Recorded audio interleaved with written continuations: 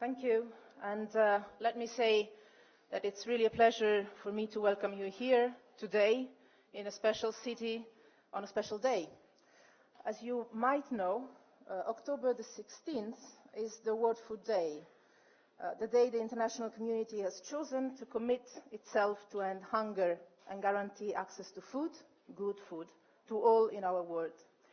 So let me join this morning our own effort, our own strong commitment to the one that in these very same hours is expressed in the entire world, and in particularly in Italy, in Rome, with FAO and the other UN agencies that with their everyday work make the dream of ending hunger and malnutrition possible. I find it highly symbolical that we celebrate this special important day here in Milan, the city that will host from next May the Universal Exhibition dedicated to the theme Feeding the Planet, Energy for Life. And I believe it is highly symbolical that we recall this gathering here together, Europe and Asia, business and institutions, as we all know very well that nutrition is a key issue, not only for politics, not only for societies, but also for economy, and that we need to build strong, deep and wide alliances if we want to feed the planet. Feeding the planet is not only a slogan. Access to food and water is a fundamental human right. These are the words that open and close the Women for Expo Charter that I'm happy that I can announce here today will be signed during Expo, and is the result of a great work that Women for Expo have done in the last months and are going to do over 2015. As we know, women are a key player and have a huge potential to end hunger and malnutrition. It was impossible to me to start this welcoming not mentioning this challenge we have, access to food and water, but it is very clear that it is just one of the urgent and dramatic challenges that we have to face together in these difficult times. In Europe, over the last years, we have had constantly to deal with the urgent. Friends from Brussels know that better than we do. The financial and economic crisis led us to focus on our internal challenges. In our external action, we have been absorbed by the arch of instability surrounding us. As we speak, our neighborhood is literally in flames. Think of Ukraine, think of Syria, Iraq, and Libya. But this does not mean that we forget the important. We are fully conscious that one of the mega trends in our world is the rise of Asia, not just China, all the continent, and its global ramifications. We all know the statistics of growth, investment, research, and I know that you've been working already this morning and yesterday on this. All these are rising faster in Asia than in any other continent, and certainly than in Europe. We know how much Asia matters.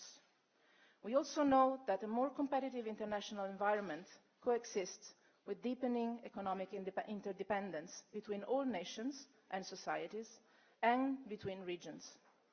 The growth of international trade in goods, services and essential commodities drive to a large extent global growth. Both Europe and Asia rely on these flows for their growth and prosperity. Let me say that in particular, we Europeans see in Asia a critical anchor to our economic recovery.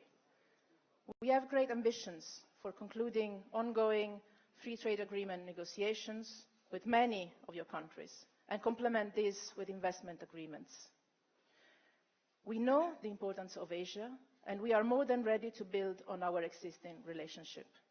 But I also strongly believe that not only Asia matters to Europe, Europe matters to Asia. The EU-China relationship is the biggest trading relationship in the world. Access to the EU, 500 million customers, remains the prime goal of millions of Asian-based economic operators. And the EU is by far the biggest investor in ASEAN. And its investment in high quality, providing training of local workforces and improving environmental standards. Europe, I believe, does not only matter to Asia in economic terms, as well as Asia does not matter to Europe only in economic terms. Perhaps more than any other global player, the European Union can share its experience in integration on a continental scale. We have found a path to translate a political vision into practical measures that allow our citizens and businesses to live the benefits of regional integration. Because of the EU's own history, an active European presence in Asia, but more than this, an active partnership with Asia, with the EU record of integration, our predisposition for cooperative security, our agenda of balancing open markets, social cohesion and environmental sustainability, can represent, and I'm sure will represent, an important value for both of us, Asia and Europe. Despite the many challenges we face at home and in our neighbourhood, the economic field and security field, all around us, I am convinced that the urgent cannot obscure the important. On the contrary, the many difficult challenges we are called to face make it urgent to work together on what is important. And on the list of what is important for Europe, and I believe for Asia too, the EU-Asia relationship shines. I believe that a closer cooperation and partnership between our two regions has a tremendous potential. We both need to develop this potential. It is our common interest to realise this potential at its full in the years ahead.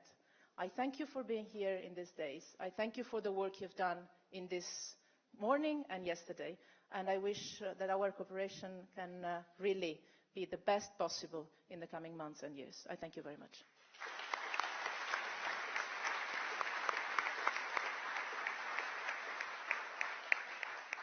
We thank you, Ms. Mogherini. Thank you very much, and we look forward to welcoming you in Brussels in your new job. Thank you very much indeed. I'd like to now turn to my friend, Mr. Georgios Quincy, President of Confindustria, to say a few words, please.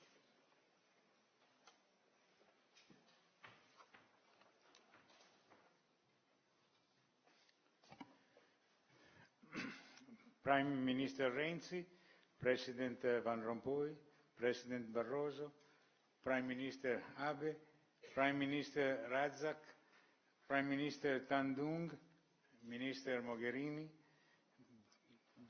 dear Diana and dear Emma, honorable speakers, ladies and gentlemen. Yesterday in Assolombarda, the Euro-Asian business community met to discuss the major issues of the global economic agenda, and Europe and Asia are fundamental in this context. There is virtually no economic, trade or investment dynamic that does not involve our regions. It can be financing, technology, human skills or raw material, intermediary goods or services, but Europe and Asia always stand prominent in the global supply chain. And many times they are central actors in this framework. The relevance of Asia is of global significance under all points of view.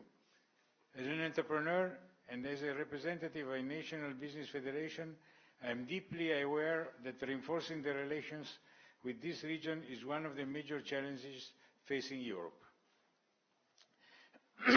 Maybe one day Asia will find its way to a closer integration. Many regional agreements have been concluded and many others under negotiation.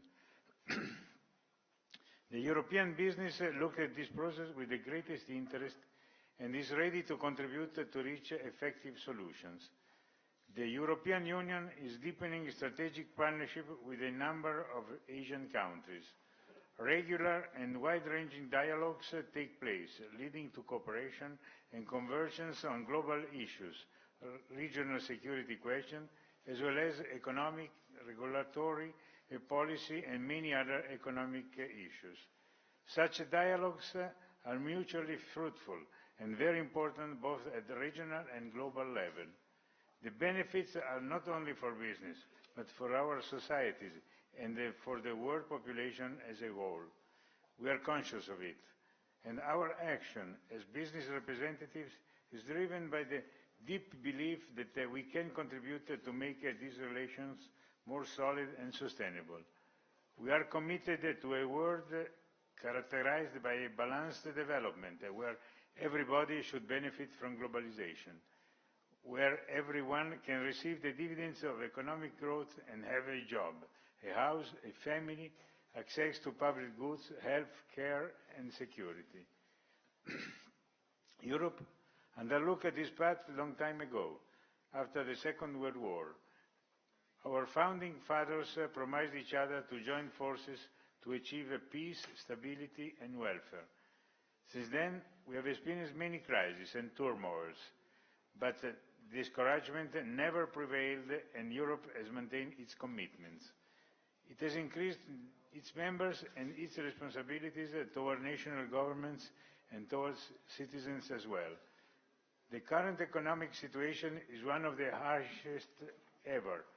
The long-standing effect of the crisis are still with us, but we are proud of all the efforts made so far, of the results achieved when the worst scenarios were confronting us, and we look ahead to new European institutions with trust, but also with a strong sense of duty.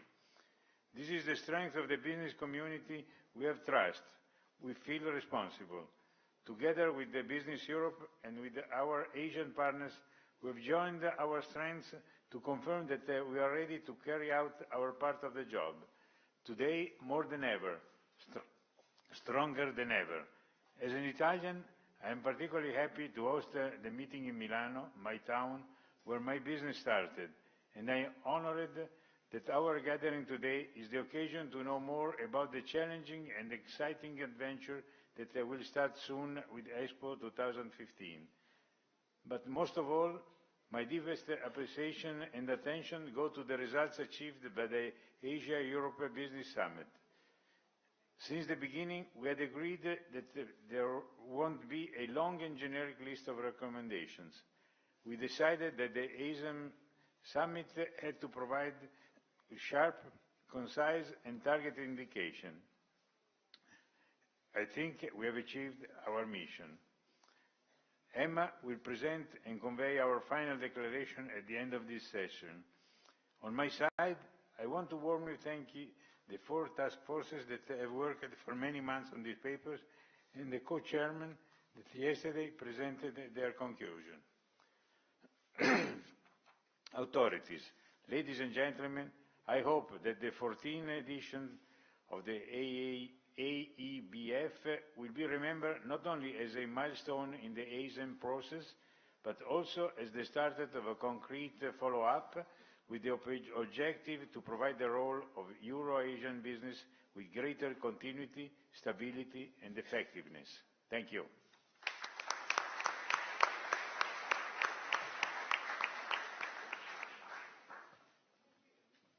Thank you indeed, Mr. Squinzi. It's now my pleasure to ask Dato' Najib Razak, the Prime Minister of Malaysia, to say a few words. Please come to the podium, sir.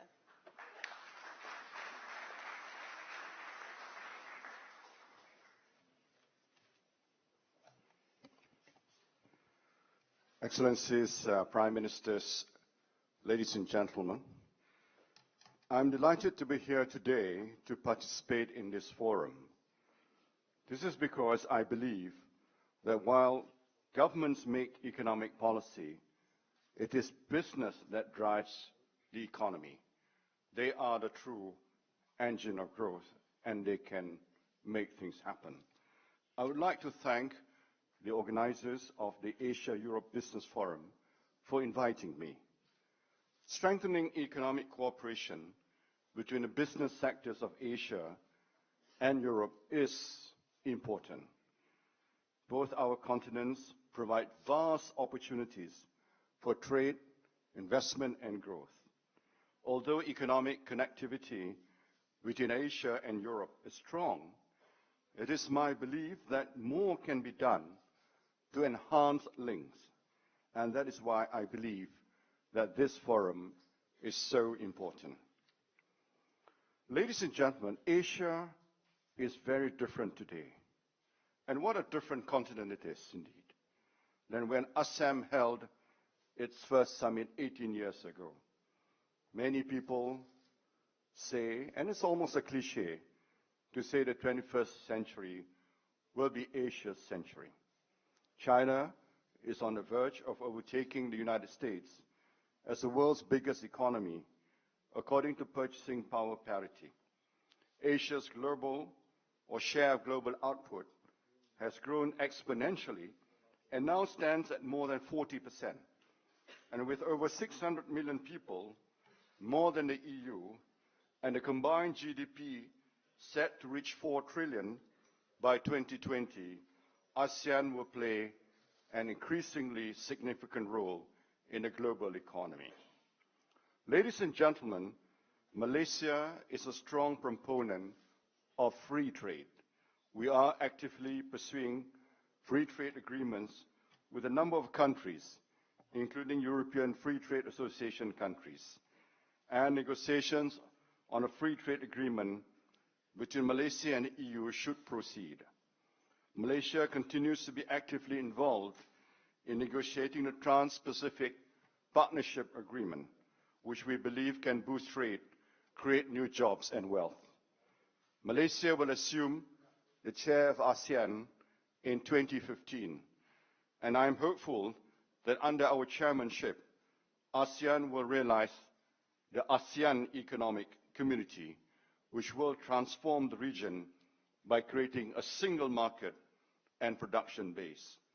ASEAN is also leading the Regional Comprehensive Economic Partnership Agreement, which includes the member of states of ASEAN, plus Australia, China, India, Japan, Korea, and New Zealand.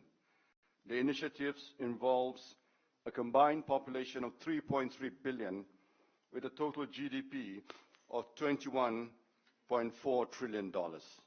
That's almost half the global population and 29% of global GDP. Ladies and gentlemen, economic growth generates additional investment opportunities. More Asian companies are now looking to invest in Europe, while regional economic integration in Asia furnishes new and exciting opportunities for European businesses. European firms remain vital to Asian growth and development. For example, EU companies have invested more than $17 billion in Malaysia. Both our regions require sustainable economic growth and development, and of course, financial stability.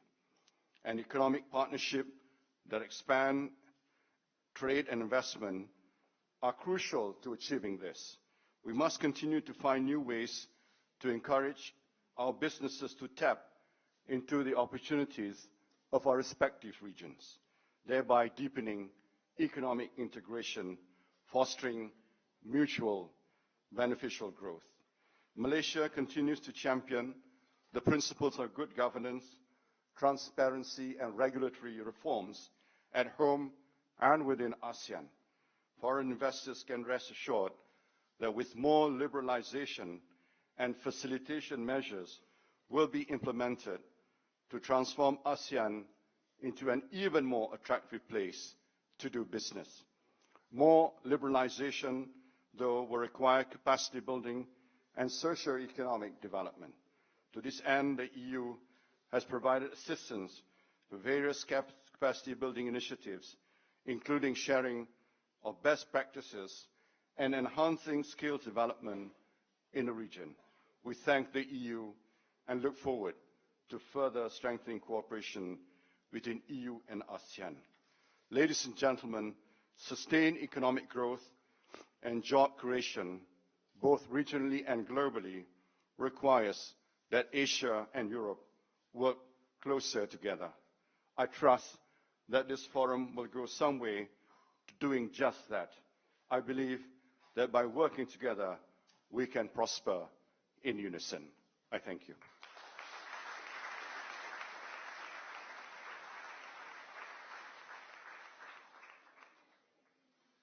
Thank you indeed, Prime Minister. Thank you for your insights. May I now ask Mr. Herman Van Rompuy to please take the floor and give us his views on ASEM. Thank you, sir.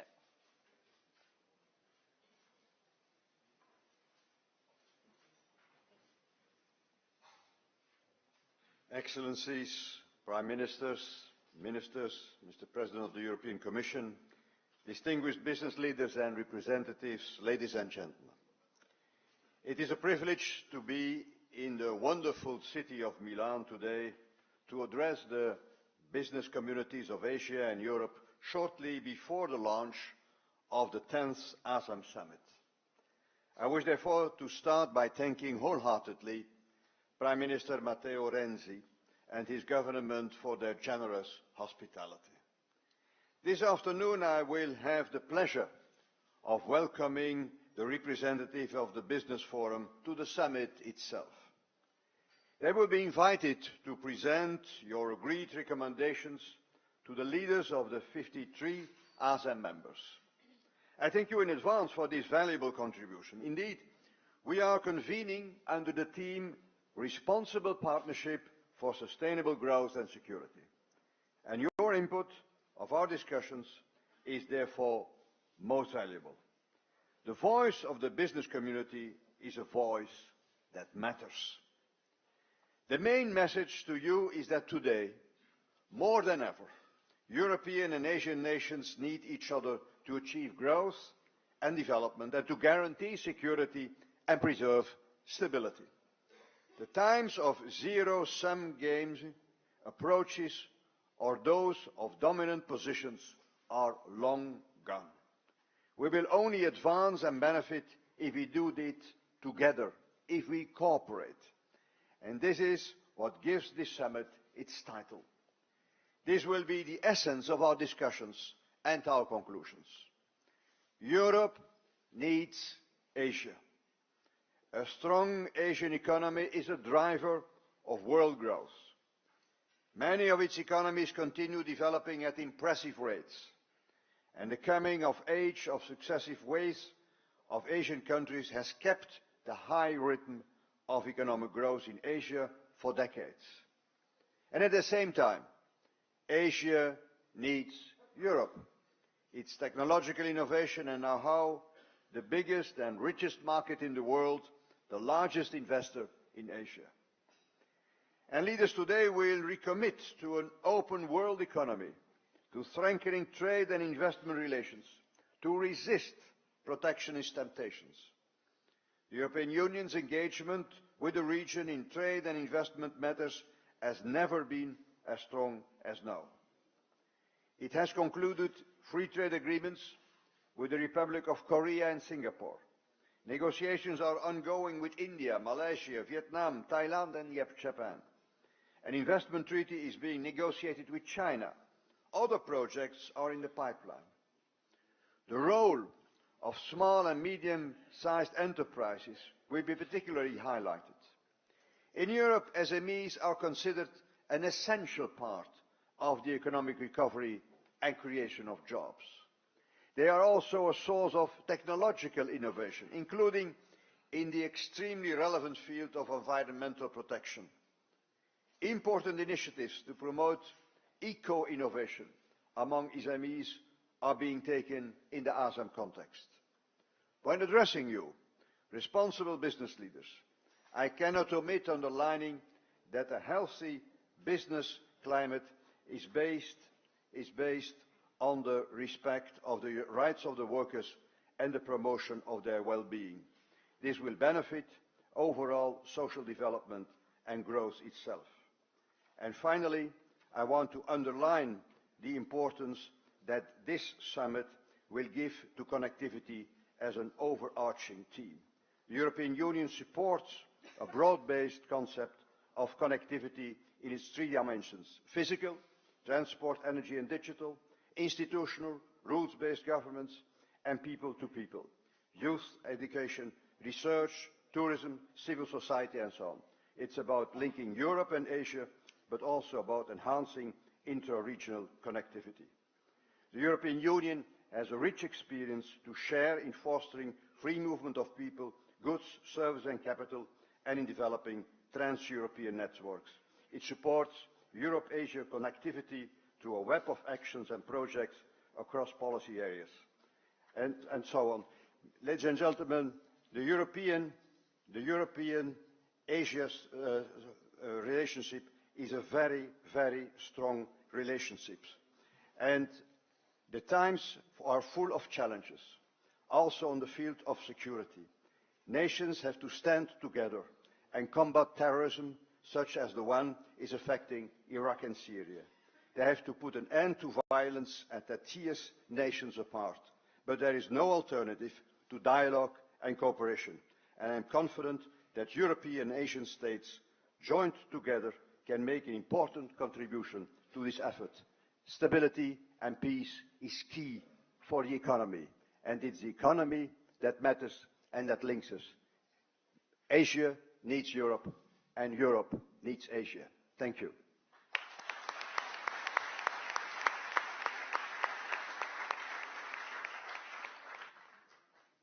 Thank you, Mr. President. Thank you very much indeed. I'd like to now ask the Prime Minister of the Socialist Republic of Vietnam, Mr. Nguyen Thanh Dong, to please come to the podium.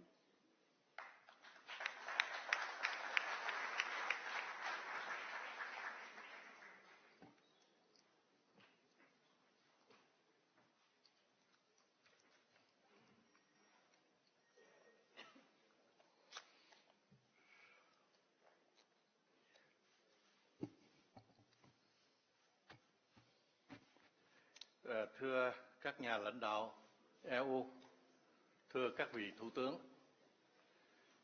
thưa bà Chủ tịch Hiệp hội Doanh nghiệp châu Âu, thưa ông Chủ tịch Liên đoàn Công nghiệp Italia, thưa quý vị và các bạn. Tôi rất hân hạnh và vui mừng tham dự diễn đàn Doanh nghiệp Á-Âu lần thứ 14 cùng các quý vị và các bạn, những người luôn tiên phong trong phát triển tình hữu nghị và gắn kết giữa hai châu lục Á-Âu.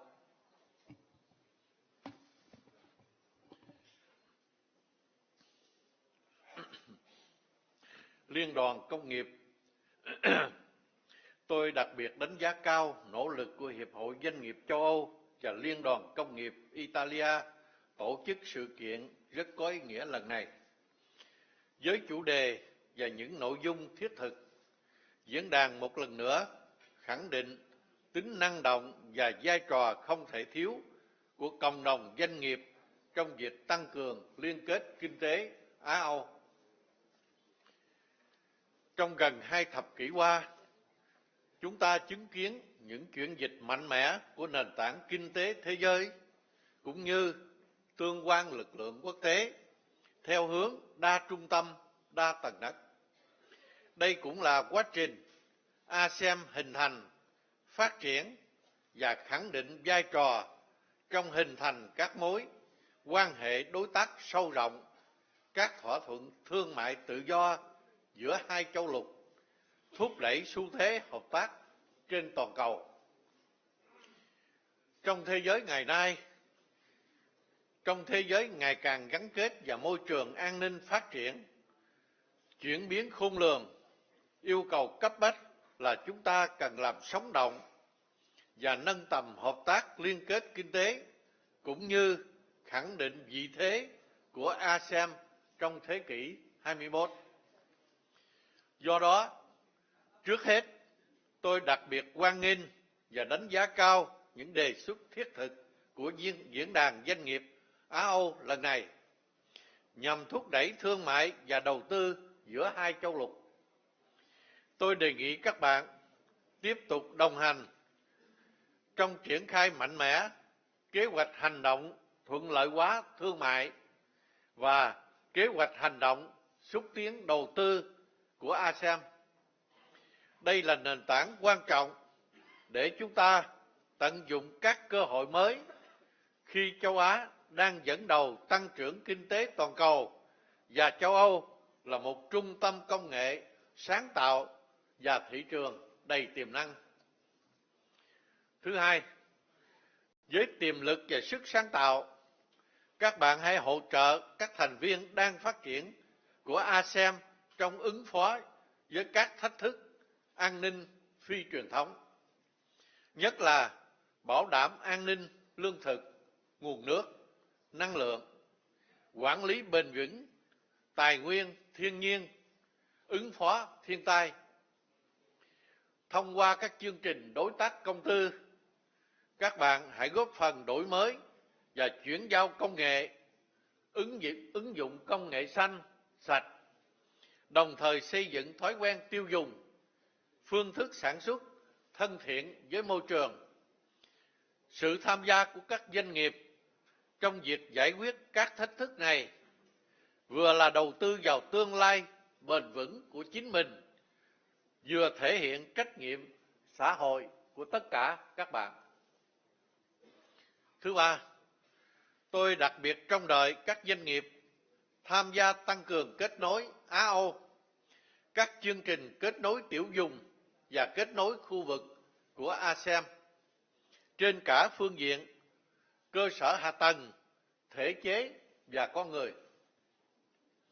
Các cơ chế liên kết kinh tế hiện có ở châu Á tiếp tục được củng cố và đi vào chiều sâu, đồng thời đang hình thành nhiều tầng nấc mới với nội hàm liên kết sâu rộng và mức độ cam kết cao.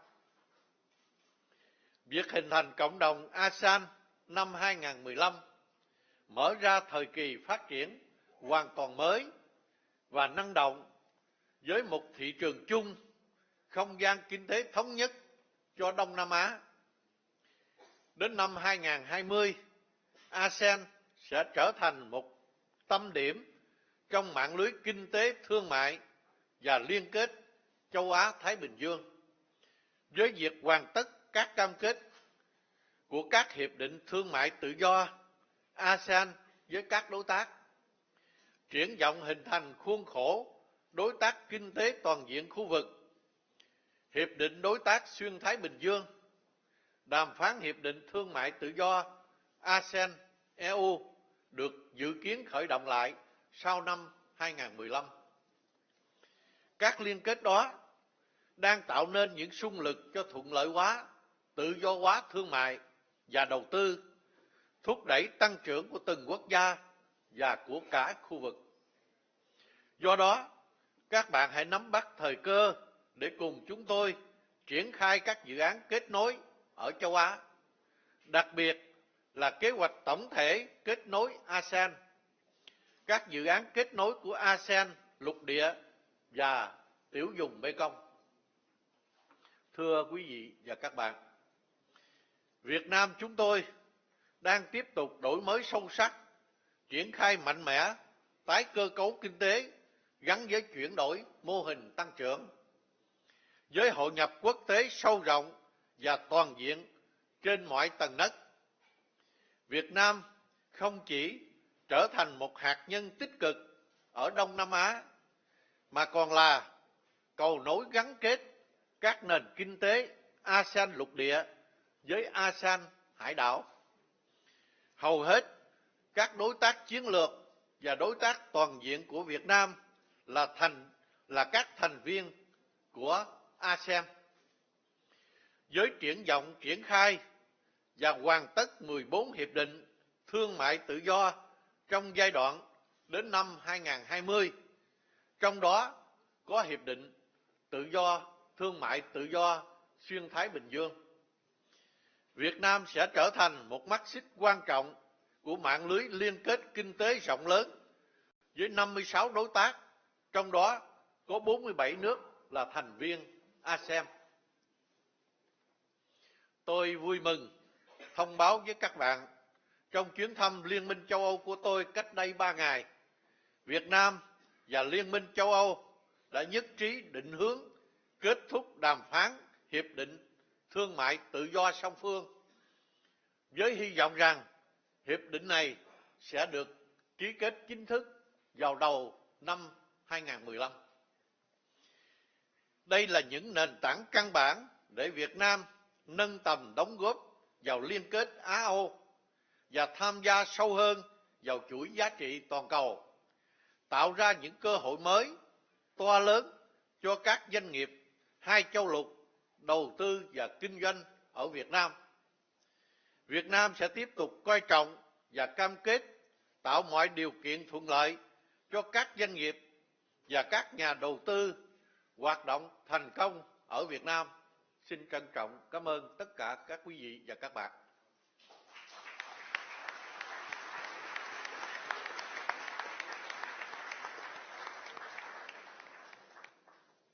Thank you very much indeed, Prime Minister. May I now ask Mr. José Manuel Barroso, President of the European Commission, to take the floor.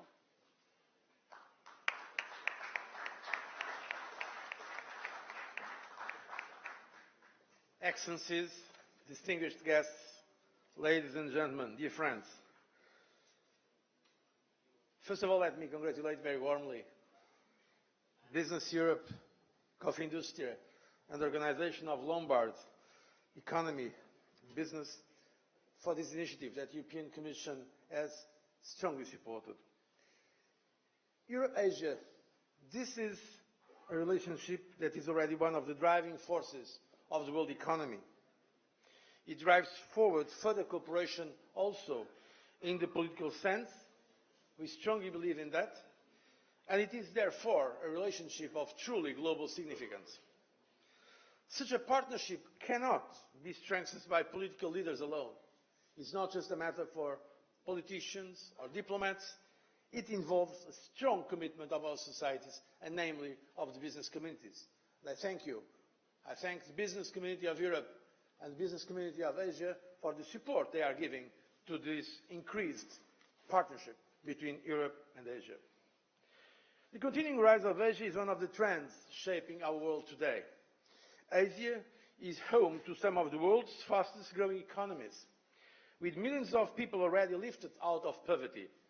It is experiencing a rapid change in its politics and its international role, and its influence has grown accordingly. Asia growth is also shaping Europe's future. Asia has become our main trading partner, if you consider its regional level, representing 36.6% of our total extra-regional trade in goods. The European Union is also, by far, the largest investor in Asia. Asian countries are also major investors in Europe, and the investment of Asia is growing in our continent. In turn, Europe continues also to shape the future and development of Asia. The European Union remains the largest economy in the world, with a per capita GDP of average 25,000 euros for its 500 million consumers, so it is the place where Asian companies want to do business. And they are right. Of course, such a beneficial bond is a complement, not an alternative, to internal economic growth. We can only make the most of this relationship if each takes its own fate in hand. Europe has done precisely that in tackling the economic and sovereign debt crisis. It was the biggest crisis we had in Europe since the beginning of European integration in the 50s of last century. We have fought hard to regain stability in recent years. We can say now that we have left the existential part of the crisis behind, that we have recovered stability. And now we are embarked on a path to economic recovery thanks to a determined reform agenda both at European level and national level. Namely, to our friends from Asia, I want to say, don't underestimate this. You can be sure about Europeans' resilience and Europeans' determination.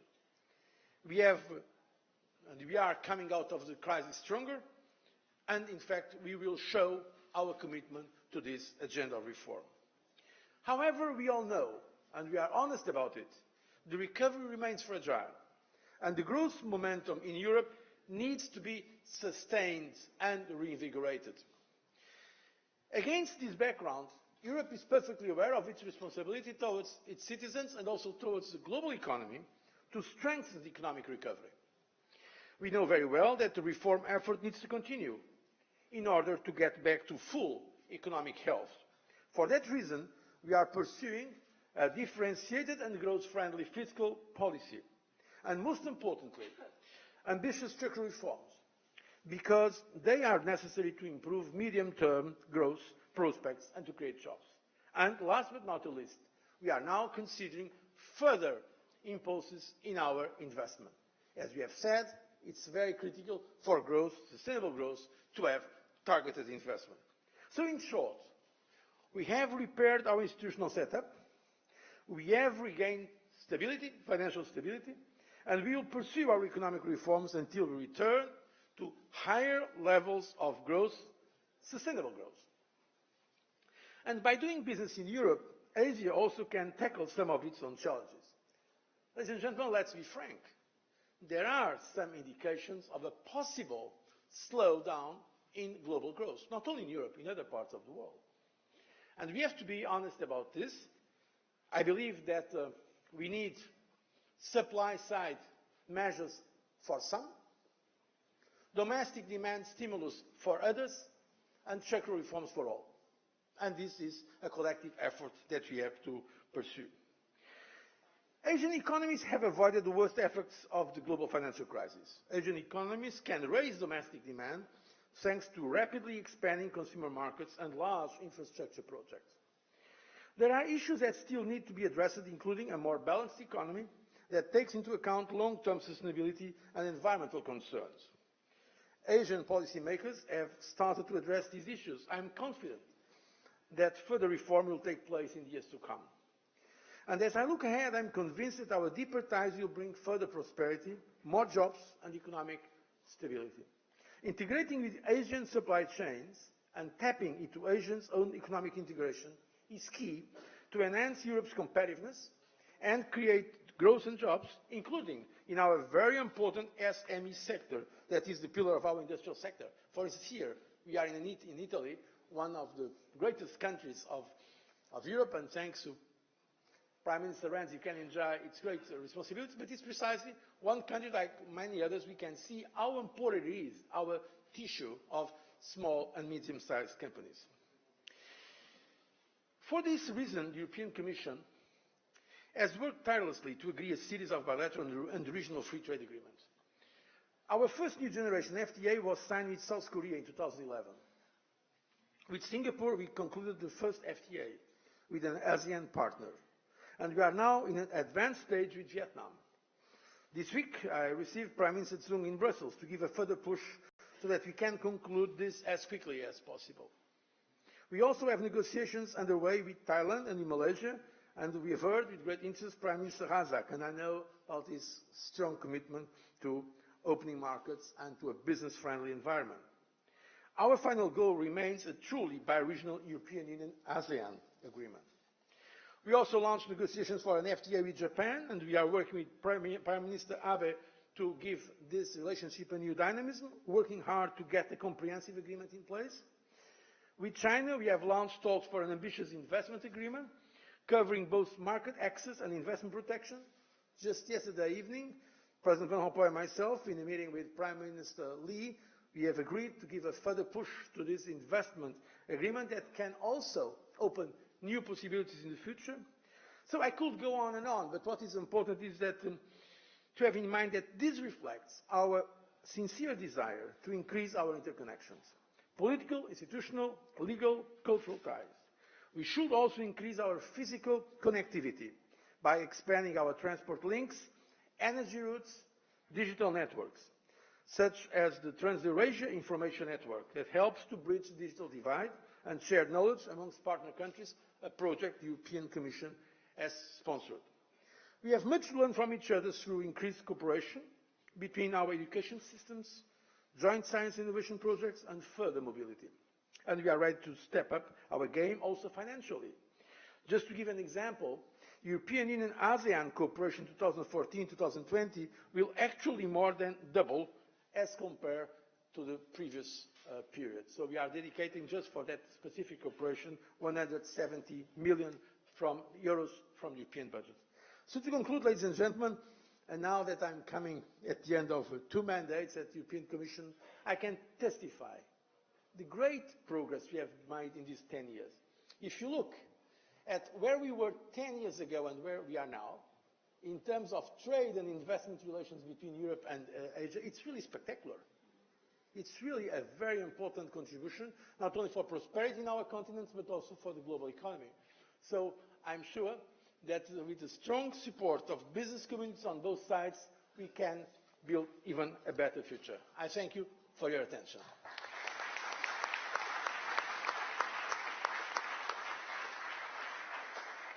Thank you very much indeed, Mr. President, for that insight. May I ask now the Prime Minister of Japan, Mr. Shinzo Abe, please, to take the floor.